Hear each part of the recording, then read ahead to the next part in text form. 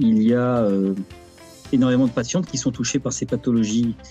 pelviennes. Il y a de nombreux intervenants et c'est une des particularités, c'est que c'est justement une activité qui demande une prise en charge multidisciplinaire, qu'elle soit médicale ou paramédicale, avec parfois des patientes qui viennent de zones en sous-densité médicale, parfois des errances médicales, ils ne savaient pas forcément à qui s'adresser.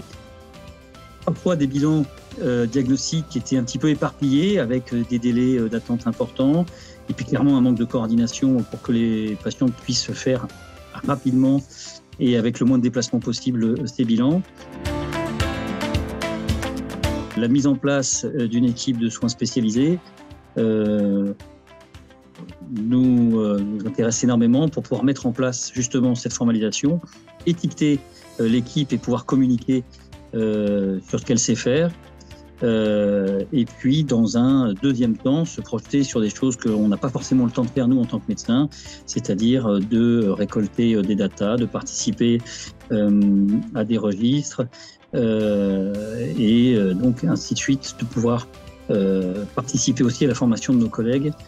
qui ne sont pas en partie prenante immédiate de l'équipe de soins spécialisés. Le pilier de l'équipe, ça reste la discussion multidisciplinaire et surtout, ça reste